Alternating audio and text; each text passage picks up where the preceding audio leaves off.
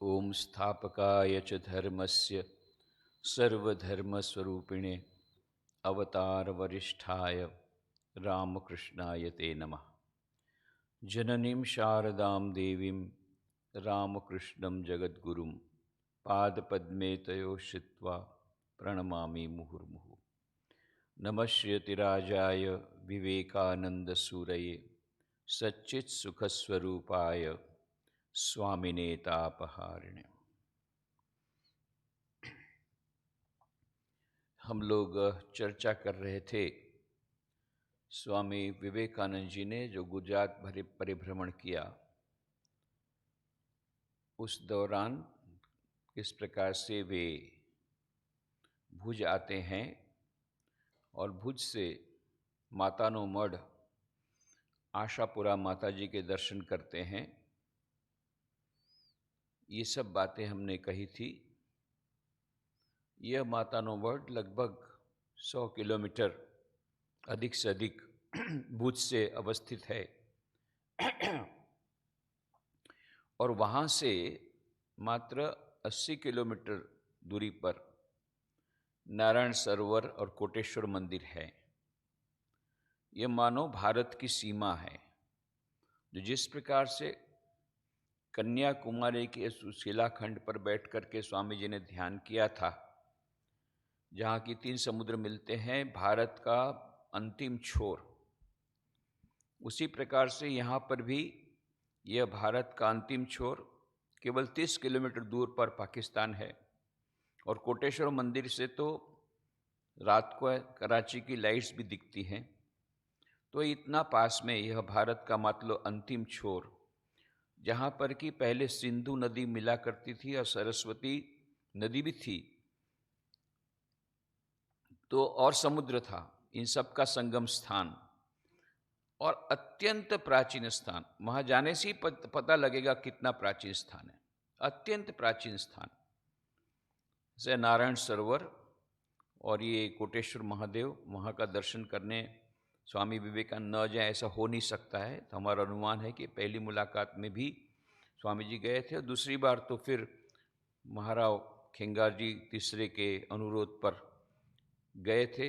उसका तो प्रमाण है, इसका प्रमाण हमारे पास नहीं है, पर अनुमान है कि वो पहली मुलाकात में भी अवश्य इन तीर्थों का उन्होंने दर्शन किया होगा। तो ये जो नारायण सरोवर है अत्यंत प्राचीन स्थान है और हमारे देश में, हमारे शास्त्रों में 5 सरोवर की बातें हैं। ये 5 सरोवर अत्यंत पवित्र माने जाते हैं और इनके तीरों पर इनमें स्नान करना, इसके तीर पर तपस्या करना बहुत बड़ा महत्व का होता है। तो जिसमें तिब्बत में जो कैलाश मानसरोवर है उसकी बातें सभी लोग जानते हैं। कैलाश मानसरोवर किसको पता नहीं है। तो यह मानसरोवर यह पहला हुआ। फिर है बिंदु सरोवर। ये बिंदु सरोवर गुजरात में ही है, पाटण, सिद्धपुर पाटण, अहमदाबाद से नज़दीक है। तो ये सिद्धपुर पाटण के पास जो है बिंदु सरोवर, ऐसा कहते हैं महाविष्णु के बिंदुओं से, अश्रुओं से निर्मित वह बिंदु सरोवर, कि जहाँ पर यह कहा गया कि उस बिंदु सरोवर में कई लोग, वहाँ पर तपस्या की गई और कपिल के पिता करदम ऋषि का वहाँ पर आश्रम था और यहाँ पर कपिल ने माता देवहूति को ज्ञान दिया था, जिसकी चर्चा श्रीमद् भागवत में आती है। तो ये पाटन सिद्धपुर के पास, जिसको कि मातृ श्राद्ध के लिए वो बहुत प्रख्यात है, क्योंकि कपिल ने अपनी माता देवहूति को यहाँ पर ही ज्ञान दिया था और यहीं पर उनकी श्राद्ध विधि की थी। फिर पंपा सरोवर जो कर्नाटक में, उसकी सब बातें जानते हैं कि जहाँ पार्वती ने तपस्या की और शबरी भी उसी के आसपास थी।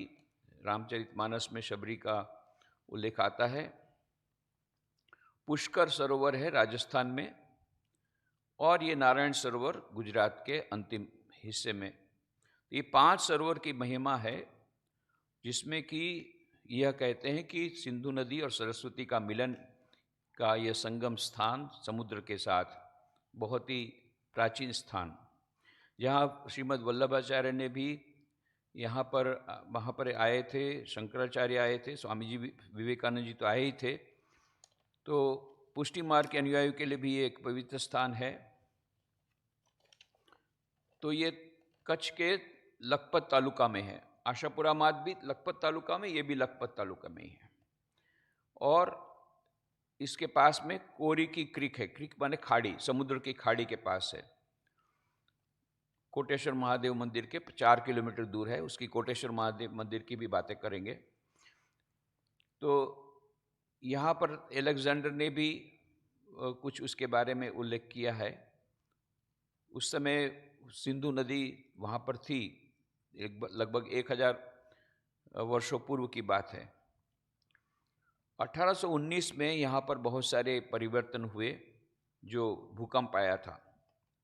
तो कल मैंने जैसे कहा था, 1819 के भूकंप में रामकृष्ण मिशन ने उस समय रिलीफ वर्क नहीं किया, पर 1956 में फिर से एक बार बहुत बड़ा भूकंप आया था, और 2001 में बहुत बड़ा भूकंप आया। दोनों भूकंप के समय रामकृष्ण मिशन के द्वारा बहुत कार्य हुआ। 1956 में जो अंजार के, विशेष करके अंजार तालुका के आसपास, कच्छ जिले के अंजार तालुका के आसपास के गांवों में बहुत ज़्यादा जान हानि भी हुई थी, और बाकी सब हानि भी बहुत हुई थी, धन हानि भी हुई थी। तो वहाँ कुछ गांव तो संपूर्ण विनष्ट हो गए थे। उसमें से 3 गांवों को नए बसाए गए थे। पूज्य स्वामी भूतेशानंद जी महाराज उस समय रामकृष्ण आश्रम राजकोट के अध्यक्ष थे, और ये कॉलोनी का उद्घाटन करने तत्कालीन प्रधानमंत्री भारत के पंडित जवाहरलाल नेहरू आए थे। तो इसलिए वो 1956 का भूकंप का राहत कार्य, ये बहुत बड़ा राहत कार्य था।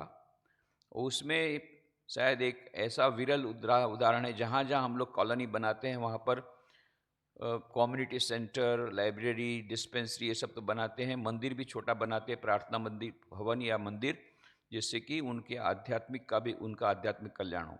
एक सोलिटरी एग्जाम्पल है जहाँ पर कि अंजार तालुके के एक गांव में मस्जिद का भी निर्माण किया गया, क्योंकि वहाँ के जो लोकल मुस्लिम लोगों ने ये अनुरोध किया था। तो जो भी होगा, तो यह अर्थक्वेक, भूकंप कच्छ में आते ही रहता है। तो 1819 के भूकंप में यहाँ पर बहुत सारे परिवर्तन हुए थे। इसके बाद में 1734 में, और इस 700 साल पहले मंदिर वहाँ पर आदि नारायण का मंदिर बनाया गया था, नारायण स्वामी के द्वारा।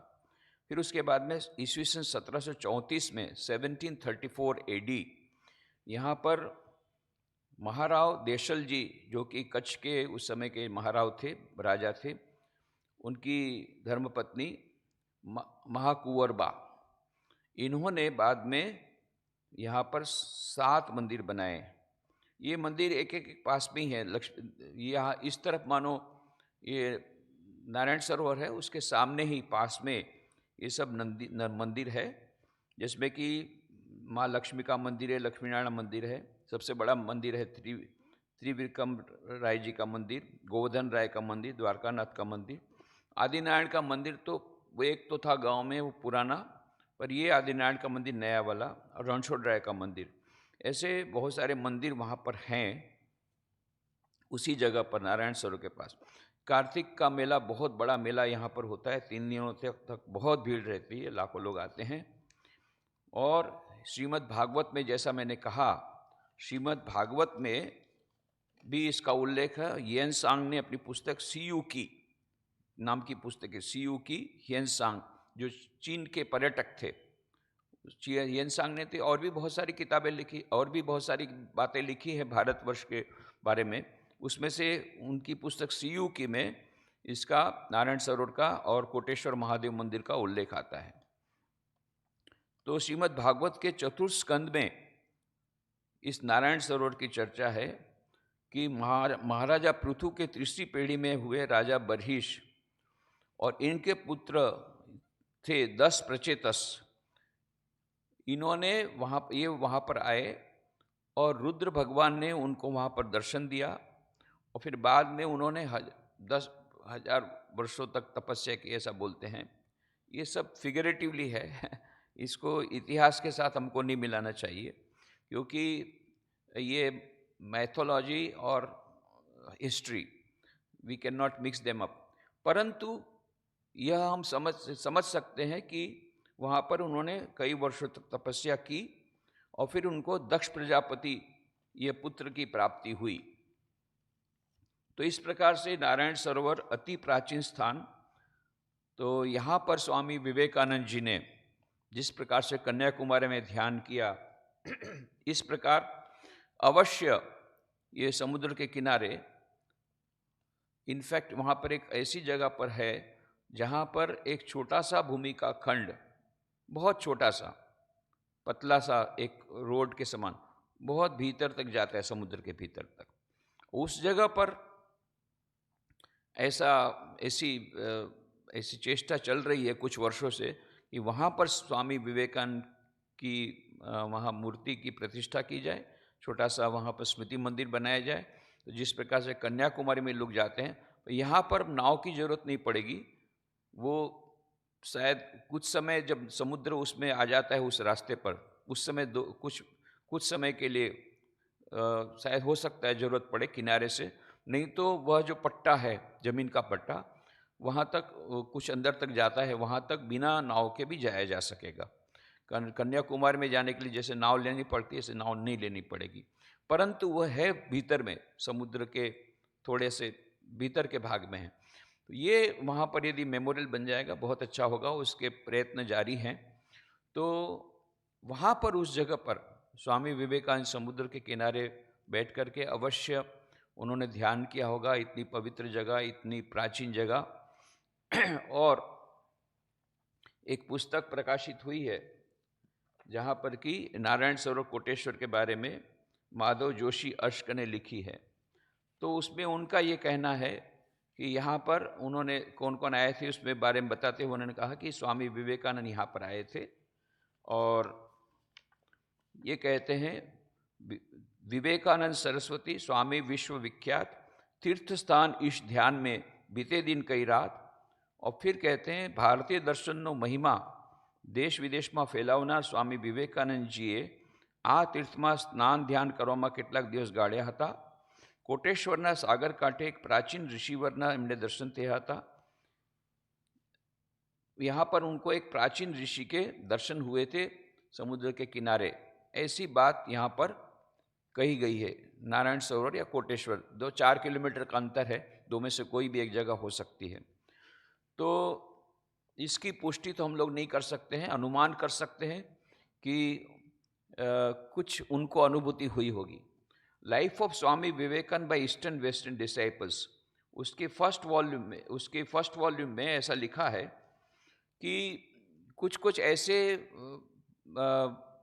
ऐसी घटना है जिनका संदर्भ हमें नहीं मिलता है कि कहाँ हुई, किस प्रकार हुई, कहाँ हुई, किस जगह हुई, कहाँ हुई और कब हुई, इसका संदर्भ पता नहीं लगता है। तो उन घटनाओं को उन्होंने एक अलग चैप्टर में डाल दिया, फर्दर ग्लिम्पसेस ऑफ परिव्राजक लाइफ, जिसके बारे में अधिक जानकारी। पर ये उनको लगा था कि इस प्रकार की घटनाएं हुई है। तो उसमें ये कहा गया, once he had a strange vision, he saw an old man standing on the bank of the Indus, माने सिंधु नदी के किनारे, and chanting Vedic hymns in a way distinctly different from that which is normal in modern times. उनको एक दर्शन हुआ जिसमें उन्होंने देखा कि एक वृद्ध आदमी वह क्या कर रहा था, सिंधु नदी के किनारे खड़ा वह वैदिक मंत्रोच्चार कर रहा था। पर वो जो वैदिक मंत्र जिस ढंग से कर रहा था, अभी हम आजकल आधुनिक युग में जिस प्रकार से वैदिक मंत्रोच्चार होता है उस प्रकार का नहीं था। अलग प्रकार का टोनिंग था उसका, अलग प्रकार टोन था, अलग प्रकार का स्वर था, अलग प्रकार का वह स्वर और अलग प्रकार का ताल था, अलग प्रकार का वह उसकी अलग प्रकार की शैली थी। वह श्लोक क्या था? The passage that he heard was, उनको पूरा पैसेज याद हो गया था, उन्होंने डिस्टिंक्टली हियर किया था पैसेज। पैसेज था, आया ही वरदे देवी त्यक्षरे ब्रह्मवादिनी गायत्री छंदसा मातर ब्रह्म योनि नमोस्तुते। आया ही वरदे देवी, हे देवी आप वरदान दीजिए और आइए। त्यक्षरे ब्रह्मवादिनी, आप तो ब्रह्मवादिनी हैं। तो गायत्री छंदसाम मातर, तो आपने ही गायत्री छंद को जन्म दिया है, आप उनकी माता हैं। और ब्रह्म से, ब्रह्म की योनि से आपका जन्म हुआ है। ऐसी हे माता वरद, हे देवी, हम आपको प्रणाम करते हैं। यह जो उसने श्लोक जो सुनाया उस ऋषि ने, वृद्ध ऋषि ने, वह अलग प्रकार के शैली में था। तो इसमें कहते हैं, स्वामी, इसमें किताब में लिखा है, the Swami believed that through this vision he had recovered the musical cadences of the early audience. He also found some remarkable similarity to these cadences in the poetry of Shankaracharya. कहते हैं स्वामी विवेकानंद को ऐसा मानते थे कि इस vision के द्वारा, यह जो उनको दर्शन हुआ, उसके द्वारा उन्होंने उस पुरानी परंपरा के जो संगीत के जो लय और जो संगीत और ये लय जो थे श्लोक के गाने के, उसको उन्होंने, जो कि अर्ली आर्यंस, जो पहले के आर्य लोग जो जिस प्रकार से गाया करते थे, उस शैली को उन्होंने पकड़ लिया है, मैंने उनको मिल गई इस दर्शन के द्वारा, ऐसा वो मानते थे। He had also found some remarkable similarity to these cadences in the poetry of Shankaracharya. और उन्होंने ये भी देखा कि आदि शंकराचार्य के जो कुछ उनकी जो कविताएं हैं, उनमें भी इस प्रकार की उनको ये शैली दिखी। तो इस प्रकार से स्वामी विवेकानंद को एक अद्भुत दर्शन हुआ था अपने परिव्राजक जीवन में, एक अद्भुत दर्शन हुआ था जिसमें उनको प्राचीन आर्यों की एक वृद्ध ऋषि ने गा करके उनको सुनाया था कि प्राचीन आर्य लोग किस प्रकार से ऋचाओं का गान किया करते थे। उस प्रकार की शैली को उनको वह मिल गई। अब वो कहाँ मिली, वह इसमें नहीं है, लाइफ ऑफ स्वामी विवेकानंद में नहीं है। यही कहा कि परिव्राजक जीवन के समय मिली है। तो सिंधु नदी के तीर पर उन्होंने उन्होंने विजन में देखा था, दर्शन में देखा था कि सिंधु नदी के तीर पर एक वृद्ध ऋषि इस प्रकार से उनको सुना रहे हैं। तो ऐसा हमारा अनुमान है कि वह स्थान ये वही नारायण सरोवर रहा होगा, क्योंकि यहाँ पर सिंधु नदी का संगम स्थान था। पहले यहाँ सिंधु नदी थी, अभी नहीं है, पर सिंधु नदी का संगम स्थान था। अत्यंत प्राचीन जगह है, इसलिए उस जगह पर ध्यान करके, काल को अतिक्रम करके उनका मन उस समय के वैदिक काल में चला गया होगा, जहाँ की वैदिक ऋषि ने वह जो श्लोक है उसको पुराने ढंग से उसको गा करके बताया। ये हमारा अनुमान है, कोई प्रमाण हमारे पास नहीं है। पर हाँ, ये बात है कि लाइफ ऑफ स्वामी विवेकानंद में भी लिखा है, उसमें जगह का नाम नहीं दिया, पर हम अनुमान करते हैं, क्योंकि जो जिस जगह स्वामी जी गए, एक ही जगह ऐसी है जहाँ सिंधु नदी के किनारे इस प्रकार की प्राचीन जगह है जहाँ पर उनको उस प्रकार की उद्दीपना हो सकती है, और उसी जगह पर शायद उनको दर्शन हुआ होगा जिस जगह पर वो ऋषि मुनि इस प्रकार से गायन करते थे। पर ये इसके लिए हमारे पास कोई प्रमाण नहीं है, हम मात्र ये एक अनुमान करते हैं। और फिर वहाँ से केवल 4 किलोमीटर दूर पर कोटेश्वर महादेव का मंदिर है, तो वहाँ का भी दर्शन स्वामी जी ने किया होगा। ये कोटेश्वर शिव जी हैं, वो भैरव मानते हैं कि हिंगलाज माता जी के जो भैरव है उनका यहाँ पर स्थान है, और ये भी अत्यंत प्राचीन मंदिर है। कई बार नष्ट भी हुआ, उस पर भी अटैक हुआ है, अलाउद्दीन खिलजी ने भी इस पर आक्रमण किया था। यहाँ पर कि उसके नाखून के निशान भी हैं उस लिंग पर, ऐसा बोलते हैं।